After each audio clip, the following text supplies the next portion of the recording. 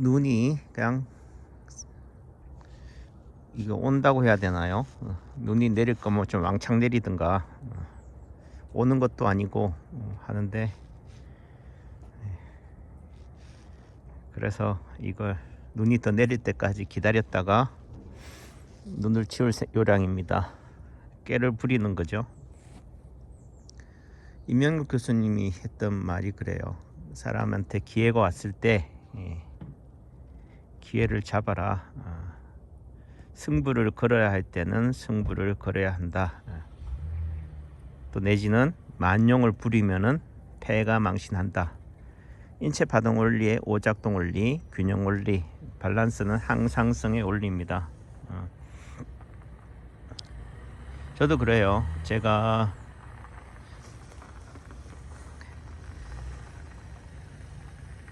이 땅을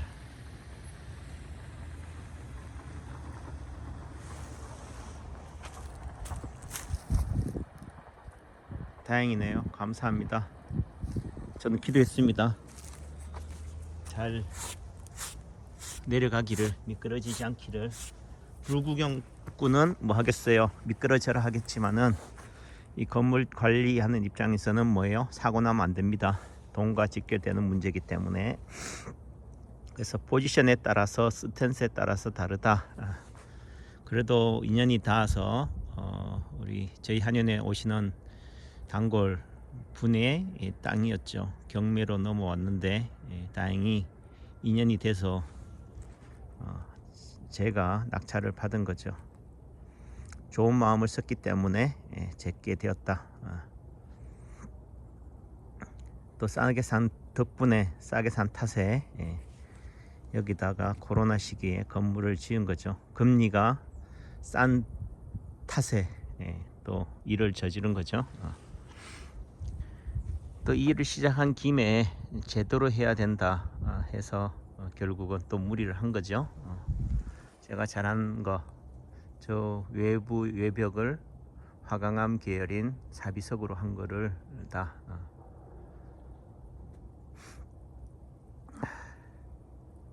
이렇게 안 했으면 어떡할 것 같아 후회했을 것 같습니다. 돈이 들 땐 들 값이라도 해야 할 땐 해야 한다.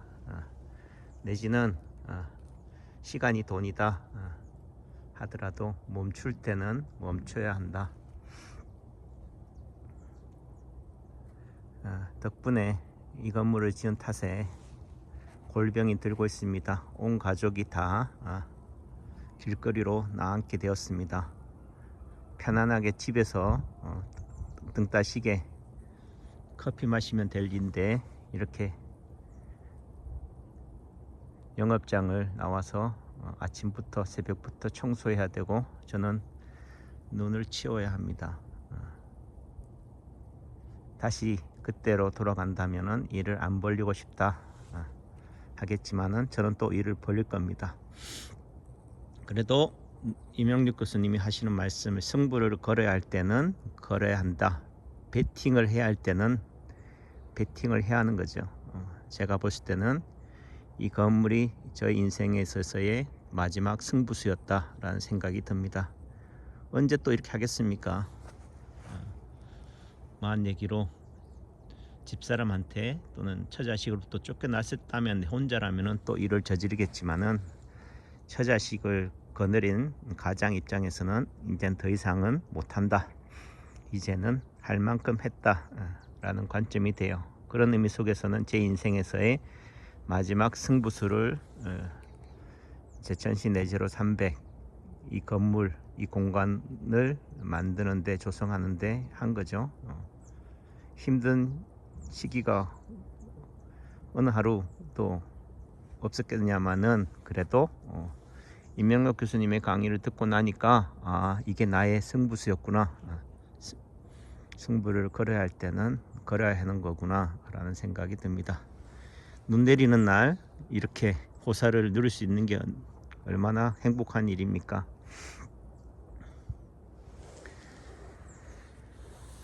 힘은 들어도 감사할 일인 거죠. 이게 행복인 거죠. 다만 어려울 때 만용을 부리면 안 된다. 돈질하면 안 된다. 패가 망신한다. 잘 나갈 때 더 잘 나가려고 몸부림치면 안 된다. 호사다마다 라는 거죠. 그런 의미 속에서는 항상 살얼음을 걷는 느낌으로 걸어야 한다.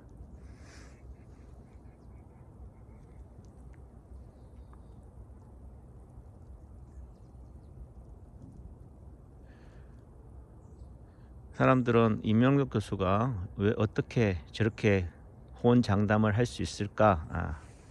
하지만은 결국은 그 사람도 광야 생활을 했다라는 부분들이 되는 거죠. 왕관의 무게를 견뎌낸 사람인 거죠. 결국은 성공은 실패한 사람한테 주어지는 면류관인 거죠. 실패는 성공의 어머니다.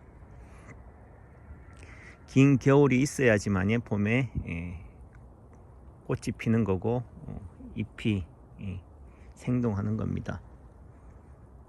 죽었다 하지만은 죽은 게 아닌 거죠. 겨울을 나는 겁니다. 올동하는 거지요. 임 교수의 표현에 의하면은 저렇게 나뭇가지가 터지고 갈라지는 것은 물을 많이 머금고 있으면은 터지기 때문에 결국은 뿌리에 최대한 수분을 저장해서 터지지 않도록 하는 거죠. 그래서 이분이 어머님이 한의사가 되게 하려고 했는데 경영학과 그쪽으로 간 거죠. 그런 의미 속에서는 한의계 입장에서는 안타깝다. 하지만은 더 큰 일을 쓰려고 그렇게 한 거죠. 한의학계는 남창규한테 맡기시고 세상을 구원해 주세요. 한의학은 제가 구원하겠습니다. 결국은 이 한의학이랑 이런 부분들은 결국은 우리가 말하는 자연인 거죠. 통찰인 거죠. 직관인 겁니다. 현상에 지배당하지 말고 본질에 집중하라 라는 거죠. 결국은 그 밥에 그 나물이 되어서는 안 된다. 남들 하는 대로 다 따라하면은 특별한 게 아닌 거죠. 전에는 남과 같으려고 한 거고 이제는 남과 다르게 살려고 한다. 또라이가 되겠다. 다만 남들한테 피해주면 안 되겠죠. 지금 제가 눈을 안 치우니까 집사람이 눈을 치우고 있지 않습니까? 그래도 나도 생각이 다 있다. 어차피 또 눈 치울 바에는 눈을 쌓아서 치우자.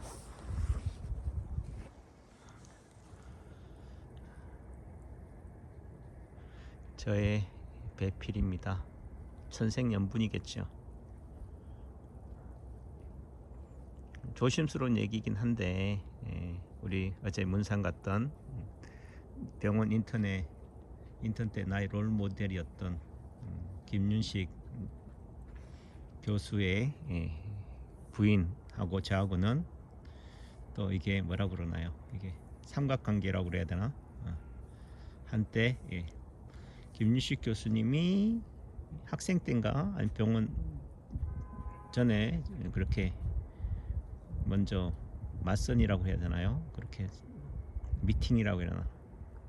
받다가 또 그렇게 헤어지고 결별했다는 건 아니겠죠. 연락이 안 닿으니까 한 상태에서 제가 말년차 레이던트 2년차 때 글쎄 누가 소개했는지 어떤 인연이었는지 이렇게 또 맞선을 본 거죠. 소개팅을 한 거죠. 신앙이 독실한 자매여서 또 뭔가 이렇게 끌림이 있었죠. 뭐한 얘기로 연애 상대자라기보다는 배필이다. 결혼 배우자로서 좋다. 근데 어떻든 그게 인연의 끝인 거죠. 저는 또 세명대 제천의 세명대 한방병원 교수로 또 지원하게 돼서 또 이쪽으로 오게 됨으로 인해서 자연스럽게 거리가 멀어진 부분도 있고 그런 상황이죠. 또 내지는 뭐 한 얘기로 진짜 좋아한다면은 뭐 하겠어요. 해가 저무는 게 문제가 안 되죠. 장소가 거리가 문제가 안 되는 거죠. 사람은 다 위로받고 싶다. 내가 상대에게 해주기보다는 상대가 나한테 해주기를 바라는 부분들이 되는 거죠.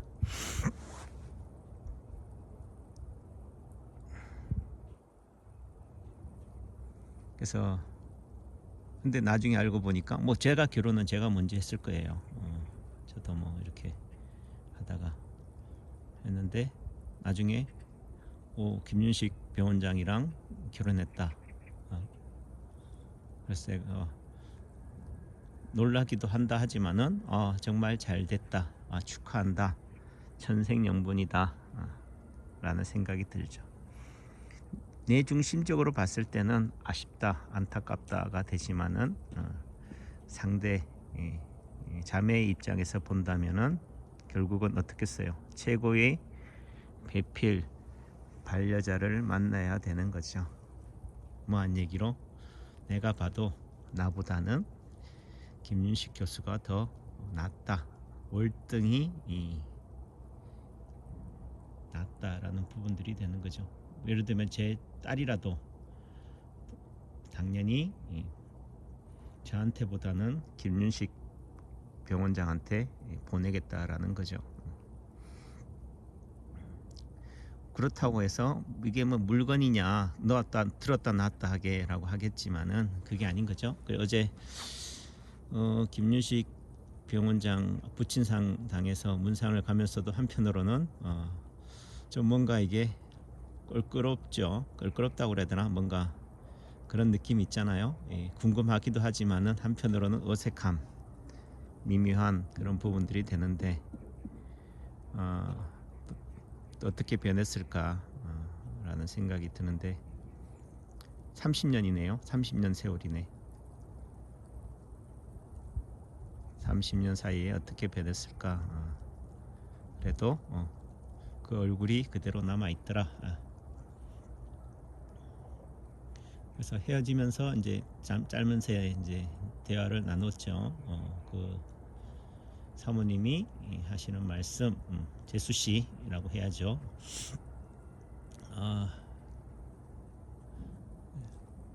배우자를 만나기 위해서 하나님께 기도를 드렸습니다.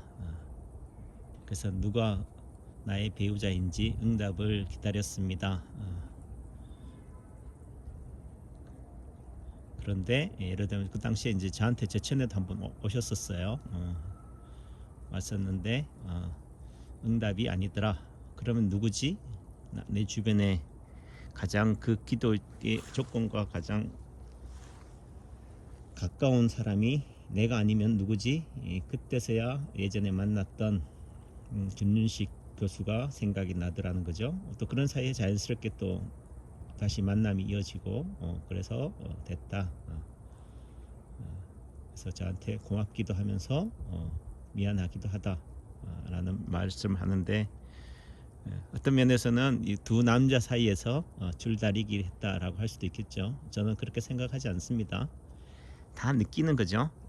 이 상대가 저울질했다 안 했다는 것은 누구보다도 내가 잘 안다, 상대가 잘 안다 라는 부분들이 되는 거죠.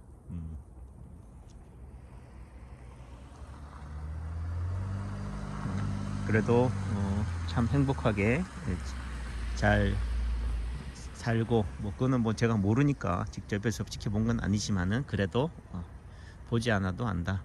또 아들도 또 세브란스 연세대 의대에 입학을 시키고 지금은 재활의학과 레지던트 하다가 지금 전공이 그것 때문에 지금 연구원 생활을 한다네요. 다 아들 하나 딸 하나 아주 예쁘게 잘 키우고 있다라는 생각이 듭니다. 보기가 좋더라. 하나님이 세상을 창조하시고 인간을 창조하시고 하신 말씀 보시기에 좋았더라. 결국은 내가 나의 삶을 돌이켜 봤을 때 잘 살았다 또 되는 거고요. 또 한편으로는 남들이 보여지는 유리 전시 진열장 속의 쇼 윈도우에 그게 아니라 정말 인사이트 감동을 줄 수 있는 그런 사람이 중요하지 않나라는 생각이 듭니다. 언제 어느 때도 만나도 항상 웃을 수 있고 축복할 수 있는 그런 관계 만남이 좋은 거죠. 이명록 교수님이 했던 얘기, 그래도 뭐 하냐, 어떤 사람이 되고 싶냐, 사회에 뭔가 빛과 소금이 되는 그에 대한 구체적인 그런 것들은 역할들은 다 다르겠지만은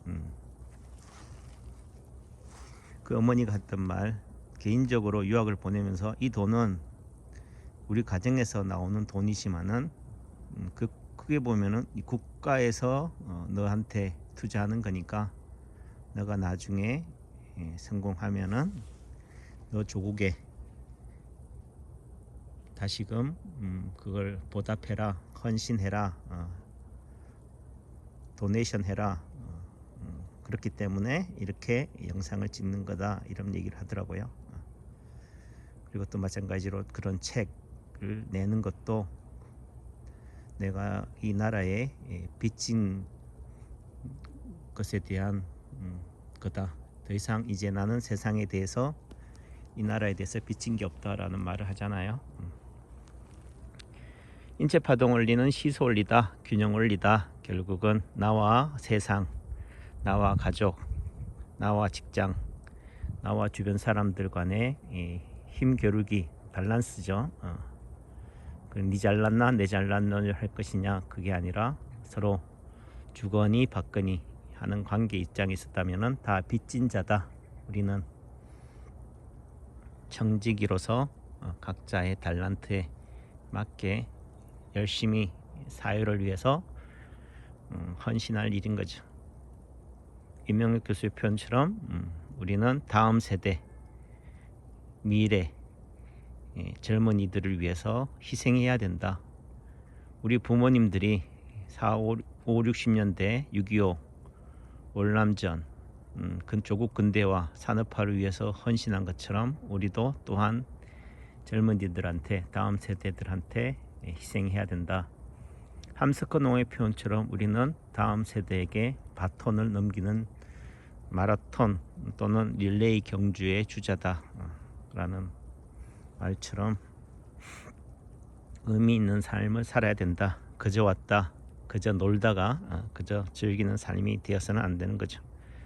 제가 무림의 고수라고 제가 감히 단언한 독거노인 TV 그 민 선생님 같은 경우에는 단순한 성에 대한 부분들인데 어떻게 그 사람한테서 우리가 보고 배울 게 있냐 하지만은 충분히 보고 배울 수 있다. 도인은 산중에 있는 게 아니다. 시장에 있다. 내 가까이에 있다. 결국은 어디에나 스승이 있는 거죠. 다 믿을 것도 아니다. 그를 신으로 만들어서도 안 되다. 그를 숭배해서도 안 되고 그렇게 되는 순간 우상이 되어가는 거죠. 결국은 나한테 필요한 것만 섭취하면 되는 거죠. 받아들이면 되는 거죠. 취사 선택하면 되는 거죠. 다 믿으세요, 올인하세요 하는 게 아닌 거죠. 취사 선택해라. 방법이 아니다. 이파리가 아니다. 본질이다. 뿌리다 라는 거죠. 통찰력, 직관력을 배우라. 그거는 결국 어디로 가야 됩니까? 집안에서는 따뜻한 아랫목에서 나오는 게 아니다. 결국은 길 위에서 즉 걸어야 합니다. 자연과 직면해야 됩니다. 빗바람과 대화해야 된다. 빗바람을 맞아야 된다. 그때 길이 보인다라는 거죠. 예를 들면은 그 이명록 교수가 뭐 어디에 땅 사라 어디에 뭐 하라 많이 가봤기 때문에 아니기도 하지만은 결국은 가보지 않고도 아는 거죠. 직관입니다. 자연과 함께 마주하고 있으면은 그게 보인다. 이제 제 할 일 하겠습니다. 눈 치우겠습니다. 사회에 환원하겠습니다. 헌신하겠습니다. 이국 헌신 군인 본분 안중근 열사님의 말씀입니다.